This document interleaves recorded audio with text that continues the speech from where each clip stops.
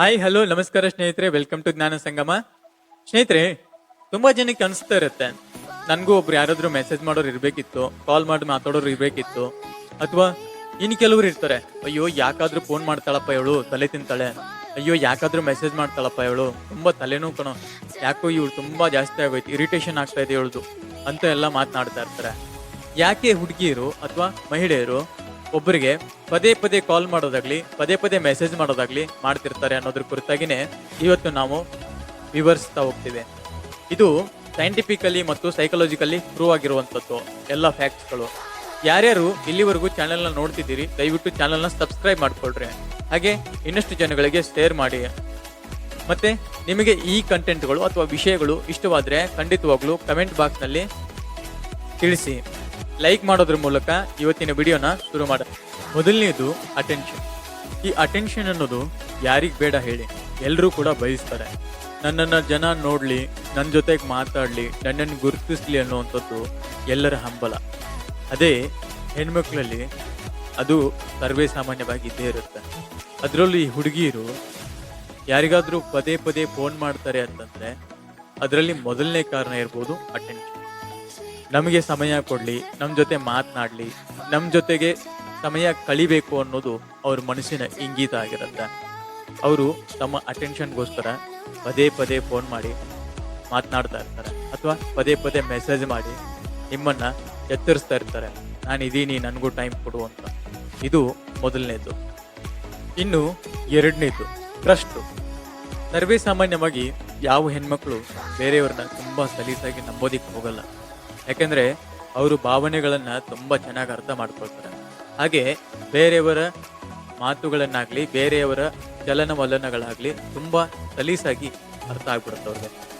ಹಾಗೇನೆ ಅಕಸ್ಮಾತ್ ಯಾರ ಮೇಲಾದ್ರೂ ಟ್ರಸ್ಟ್ ಬಿಲ್ಡ್ ಆಗಿತ್ತು ಅಂತಂದ್ರೆ ಅವರಿಗೆ ಪದೇ ಪದೇ ಫೋನ್ ಮಾಡುವುದನ್ನ ಮಾಡ್ತಾರೆ. ಹಾಗೆ ಪದೇ ಪದೇ ಅವರ ಸೌಖ್ಯವನ್ನ ಕೇಳೋದಕ್ಕೆ ಇಷ್ಟಪಡ್ತಾರೆ. ಆ ಟ್ರಸ್ಟ್ ಅನ್ನುವಂಥದ್ದು ಇರುತ್ತಲ್ಲ, ಆ ನಂಬಿಕೆನೆ ಅವರನ್ನ ಪದೇ ಪದೇ ಕರೆ ಮಾಡೋದಕ್ಕೆ ಪ್ರೇರೇಪಣೆ ಮಾಡುತ್ತೆ.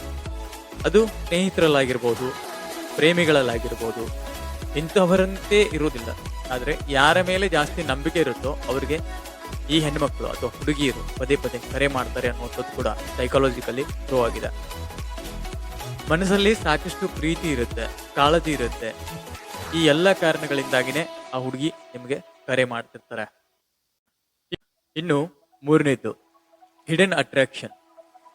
ಅವ್ರಿಗೆ ಗೊತ್ತಿರಲ್ಲ, ಅವ್ರ ಮನಸ್ಸಲ್ಲಿ ನಿಮ್ ಬಗ್ಗೆ ಏನೋ ಕುತೂಹಲ ಇರುತ್ತೆ, ಪ್ರೀತಿ ಇರುತ್ತೆ, ಅಥವಾ ಕಾಳಜಿ ಇರುತ್ತೆ, ಗೌರವ ಇರುತ್ತೆ. ಎಸ್ಪೆಷಲಿ ಪ್ರೀತಿ ಅನ್ನೋದೇ ಜಾಸ್ತಿ ಇರುತ್ತೆ. ಹಾಗಾಗಿ ಅವ್ರಿಗೆ ಗೊತ್ತಿಲ್ದಂಗೆನೆ ಅವ್ರ ಮನಸ್ಸಲ್ಲಿ ಪ್ರೀತಿ ಅನ್ನೋದು ಇತ್ತು ಅಂತಂದ್ರೆ ಪದೇ ಪದೇ ನಿಮ್ ಕಡೆ ಗಮನ ಬರುತ್ತೆ.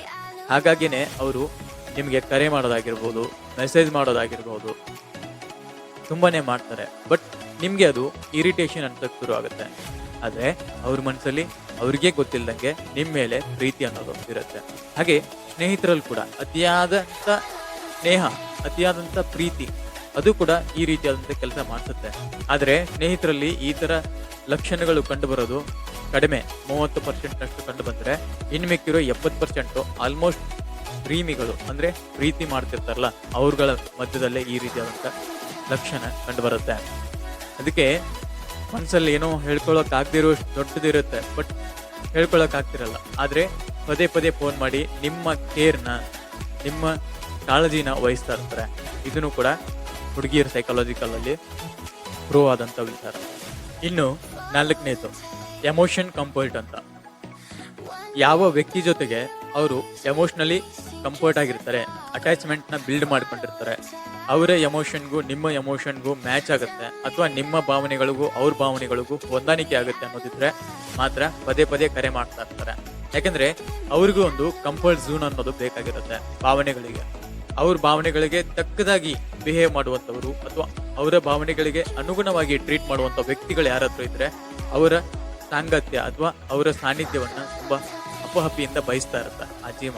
ಅದಕ್ಕೇನೆ ಎಮೋಷನಲ್ ಕಂಫರ್ಟ್ ಅನ್ನುವಂಥದ್ದು ಕೂಡ ಎಲ್ರಿಗೂ ಕೂಡ ಸರ್ವೇ ಸಾಮಾನ್ಯವಾಗಿ ಬೇಕಾಗಿರುವಂಥದ್ದು, ಹುಡುಗನಾಗಿರ್ಲಿ ಹುಡುಗಿ ಆಗಿರ್ಲಿ. ಆದ್ರೆ ಈ ಹುಡುಗಿಯರ ಕಡೆಯಿಂದ ಇದು ಜಾಸ್ತಿ ಎಕ್ಸ್ಪೆಕ್ಟೇಷನ್ ಇರುತ್ತೆ. ಅವರು ನಾನು ಫೋನ್ ಮಾಡ್ತೀನಿ ಅಂತಂದ್ರೆ ನನ್ನ ಜೊತೆಗೆ ಇದೇ ತರ ಮಾತನಾಡ್ತಾನೆ, ಅಥವಾ ನನ್ನ ಭಾವನೆಗಳಿಗೆ ಬೆಲೆ ಕೊಡ್ತಾನೆ, ನನ್ನ ಭಾವನೆಗಳಿಗೆ ಅವನ ಜೊತೆ ಇದ್ರೆ ನನಗೆ ಸೇಫ್ ಆಗಿ ಫೀಲ್ ಆಗುತ್ತೆ ಅನ್ನುವಂಥದ್ದು ಇರುತ್ತಲ್ಲ. ಹಾಗಾಗಿನೇ ಹುಡುಗಿಯರು ಕಂಫರ್ಟ್ ಅನ್ನುವಂಥದ್ದನ್ನ ಹುಡುಕೊಂಡು ಪದೇ ಪದೇ ಪದೇ ಪದೇ ಫೋನ್ ಮಾಡ್ತಾ ಇರ್ತಾರೆ. ಇದು 4ನೇದು. ಇನ್ನು 5ನೇದು, ಟೆಸ್ಟಿಂಗ್ ಹರ್ ಆರ್ ಹೀಸ್ ಇಂಟ್ರೆಸ್ಟ್. ಅಂದ್ರೆ ಆ ಒಬ್ಬ ವ್ಯಕ್ತಿ ಅಥವಾ ವ್ಯಕ್ತಿಯ ಇಂಟ್ರೆಸ್ಟ್ ಏನೇನೋ, ಅವನ ಇಂಟ್ರೆಸ್ಟ್ ನನ್ನ ಇಂಟ್ರೆಸ್ಟ್ ಮ್ಯಾಚ್ ಆಗುತ್ತಾ, ಅಥವಾ ಅವನ ಆಯ್ಕೆಗೂ ನನ್ನ ಆಯ್ಕೆಗೂ ಮ್ಯಾಚ್ ಆಗುತ್ತಾ, ಅವನ ಕನಸಿಗೂ ನನ್ನ ಕನಸಿಗೂ ಮ್ಯಾಚ್ ಆಗುತ್ತಾ ಅನ್ನೋದ್ರ ಕುರಿತಾಗಿ ಅವರು ಪದೇ ಪದೇ ಕರೆ ಮಾಡಿ ಮೆಸೇಜ್ ಮಾಡಿ ತಿಳ್ಕೊಳ್ಳೋದಕ್ಕೆ ಪ್ರಯತ್ನ ಮಾಡ್ತಿರ್ತಾರೆ. ಇದನ್ನ ಟೆಸ್ಟಿಂಗ್ ಇಂಟ್ರೆಸ್ಟ್ ಅಂತ ಹೇಳ್ಬೋದು. ಅದಕ್ಕಾಗಿನೇ ಅವ್ರು ಪದೇ ಪದೇ ನಿಮ್ಮ ಮುಂದೆ ಹೇಳ್ತಿರ್ತಾರೆ, ಆ ಜಾಬ್ ಮಾಡಿದ್ರೆ ಹೇಗೆ, ಈ ಜಾಬ್ ಮಾಡಿದ್ರೆ ಹೇಗೆ, ನನ್ನ ಬಗ್ಗೆ ನಿನ್ನ ಅಭಿಪ್ರಾಯ ಏನು, ನಿನ್ನ ಬಗ್ಗೆ ನನ್ನ ಅಭಿಪ್ರಾಯ ಇದು ಅದು, ನೀನು ಆ ಥರ ಓದ್ತೀಯಾ, ನೀನು ಈ ಥರ ಓದ್ತೀಯಾ, ಸರಿ ನಿನ್ನ ಫ್ಯೂಚರಲ್ಲಿ ಏನಾಗಬೇಕು, ನಿನ್ನ ಫ್ಯೂಚರ್ ಗೋಲ್ ಏನು, ಅಥವಾ ಮದುವೆ ಮಾಡ್ಕೊಳ್ಬೇಕಂದ್ರೆ ನಿನ್ನ ಮದುವೆ ಆಗುವಂಥ ಹುಡುಗಿ ಹತ್ರ ಏನೇನು ಕ್ವಾಲಿಟೀಸ್ ಇರಬೇಕು, ಅಥವಾ ಪೇರೆಂಟ್ಸ್ನ ನೀನು ಹೇಗೆ ನೋಡ್ಕೊತೀಯ, ಈ ಥರದ ಎಲ್ಲ ಸಣ್ಣ ಪುಟ್ಟ ವಿಚಾರಗಳನ್ನು ಅವರು ಟೆಸ್ಟ್ ಮಾಡ್ತಾ ಇರ್ತಾರೆ. ಅವನ ಅಂದರೆ ಆಪ್ಷನ್ಸ್ ಯಾವ ಥರ ಇರುತ್ತೆ, ಅಥವಾ ಅವನ ಒಂದು ಬಿಹೇವಿಯರ್ ಹೇಗಿರುತ್ತೆ ಅನ್ನುವಂಥದ್ದನ್ನ ಕಲೆ ಹಾಕ್ತಾ ಇರ್ತಾರೆ. ಅದಕ್ಕೂ ಕೂಡ ಪದೇ ಪದೇ ಪದೇ ಪದೇ ನಿಮಗೆ ಕಾಲ್ ಮಾಡ್ತಿರ್ಬೋದು. ಈ ಮೇಲ್ಕಂಡ ಎಲ್ಲ 5 ಪಾಯಿಂಟ್ಗಳನ್ನು ಹೇಳಿದಲ್ಲ, ಎಲ್ಲ ಪಾಯಿಂಟ್ಗಳು ಸೈಂಟಿಫಿಕಲಿ ಮತ್ತೆ ಸೈಕಾಲಜಿಕಲಿ ಪ್ರೂವ್ ಆದಂಥವು. ಸ್ನೇಹಿತರೆ, ಇವತ್ತಿನ ವಿಡಿಯೋ ಇದಾಗಿತ್ತು. ಇವತ್ತಿನ ವಿಷಯ ನಿಮಗೆ ಇಷ್ಟ ಆಗಿದೆ ಅಂತ ಅನ್ಕೊಂಡಿದ್ದೀನಿ. ಈ ವಿಷಯಗಳು ನಿಮ್ಗೆ ಇಷ್ಟ ಅನಿಸಿದ್ರೆ ಅಥವಾ ಚೆನ್ನಾಗಿ ಮೂಡಿ ಬರ್ತಾ ಇದೆ ಅನ್ನೋದಾದ್ರೆ ಖಂಡಿತವಾಗ್ಲೂ ಕಮೆಂಟ್ ಬಾಕ್ಸ್ನಲ್ಲಿ ತಿಳಿಸಿ, ಮುಂದಿನ ದಿನಮಾನಗಳಲ್ಲಿ ಯಾವ ವಿಡಿಯೋನ ನಿಮ್ಗೋಸ್ಕರ ತರಬೇಕು ಅಂತ. ಹಾಗೆ ಒನ್ಸ್ ಅಗೇನ್, ಯಾರ್ಯಾರು ಇಲ್ಲಿವರೆಗೂ ವಿಡಿಯೋನ ನೋಡಿದಿರಿ ದಯವಿಟ್ಟು ಸಬ್ಸ್ಕ್ರೈಬ್ ಮಾಡ್ಕೊಳ್ರಿ, ಲೈಕ್ ಮಾಡ್ರಿ ಮತ್ತೆ ಕಮೆಂಟ್ ಮಾಡ್ರಿ. ಸಬ್ಸ್ಕ್ರೈಬ್ ಮಾಡ್ಕೊಂಡ್ಮೇಲೆ ಬೆಲ್ ಐಕನ್ನ ಒತ್ತಿ, ಮುಂಬರುವ ಹೊಸ ಹೊಸ ವಿಡಿಯೋಗಳು ನಿಮ್ಮ ಮೊಬೈಲ್ಗೆ ನೋಟಿಫಿಕೇಶನ್ ಬರುತ್ತೆ. ಹಾಗೆ ದಯವಿಟ್ಟು ಸಾಧ್ಯವಾದ್ರೆ ಹೈಪ್ ಮಾಡಿ ಫ್ರೆಂಡ್ಸ್. ಹೈಪ್ ಮಾಡೋದ್ರಿಂದ ಇನ್ನಷ್ಟು ಜನಗಳಿಗೆ ನನ್ನ ವಿಡಿಯೋಗಳು ರೀಚ್ ಆಗುತ್ತೆ. ಇಷ್ಟು ಹೇಳ್ತಾ ಇವತ್ತಿನ ವಿಡಿಯೋನ ಮುಗಿಸೋಣ. ನಮಸ್ಕಾರ. ವಂದೇ ಮಾತರಂ.